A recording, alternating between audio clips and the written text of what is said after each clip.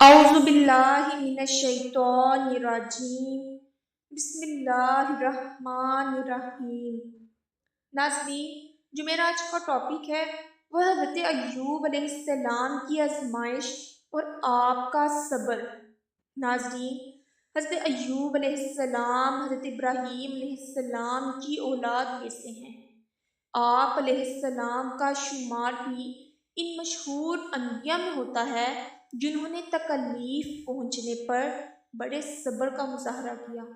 اللہ رب العزت نے حضرت ایوب علیہ السلام کو خوب مال و دولت، شان و شوکت اور اولاد سے نواز کر آزمایا۔ آپ علیہ السلام اس آزمائش میں پورے اترے۔ اللہ رب العزت نے آپ علیہ السلام کا ذکر خیر قرآن مجید کی 4 سورتوں میں کیا ہے۔ فرمان الہی ہے جس کا ترجمہ ہے، اور ان ابراہیم علیہ السلام کی اولاد میں سے داؤد، سلیمان، ایوب، یوسف، موسیٰ اور ہارون علیہ السلام کو بھی ہدایت دی تھی۔ ناظرین، حضرت ایوب علیہ السلام جب جوان ہوئے تو آپ علیہ السلام کی شادی محترمہ رحمت بنت افراسیم سے ہوئی۔ اللہ رب العزت نے آپ علیہ السلام کو ان سے اولاد کی نعمت سے سرفراز فرمایا۔ ناظرین، حضرت ایوب علیہ السلام انتہائی نیک، بکثرت اللہ تعالیٰ کا ذکر کرنے والے اور بڑے ہی صابر و شاکر بندے تھے۔ اللہ تعالیٰ نے آپ علیہ السلام کو لوگوں کی رہنمائی کے لیے نبوت سے سرفراز فرمایا تھا۔ فرمان الہی ہے جس کا ترجمہ ہے، ہم نے ابراہیم، اسماعیل، اسحاق، یعقوب اور ان کی اولاد عیسیٰ، ایوب، یونس، ہارون اور سلیمان علیہ السلام کی طرف بھی وحی بھیجی تھی، اور ہم نے داؤد علیہ السلام کو زبور عطا کی تھی۔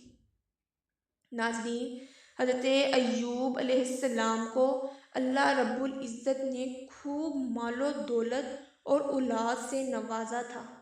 ان نعمتوں کے ملنے پر آپ علیہ السلام اللہ تعالیٰ کا بہت زیادہ شکر ادا کیا کرتے تھے۔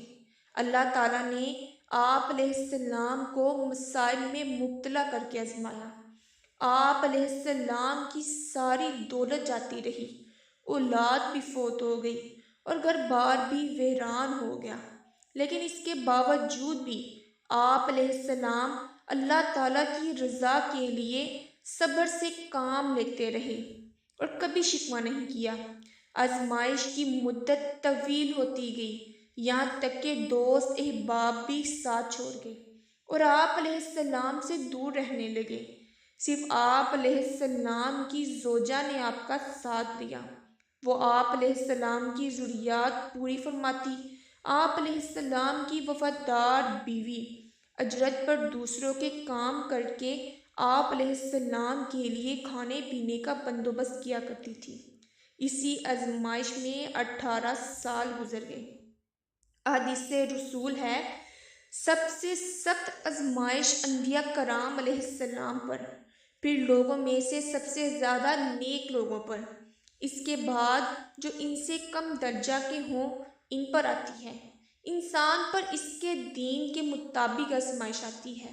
اگر وہ دین میں مضبوط ہو، یعنی اس کا ایمان مضبوط ہو، تو اس پر آزمائش بھی سخت آتی ہے۔ ناظرین، حضرت ایوب علیہ السلام اللہ تعالیٰ کی طرف سے آزمائش پر صبر و استقامت کا مظاہرہ کرتے رہے، یہاں تک کہ آپ پر آنے والے مصائب اور ان پر صبر ضرب المثل بن گئے۔ آخرکار جب بیماری بہت زیادہ بڑھ گئی تو آپ نے اللہ رب العزت کے حضور دعا مانگی۔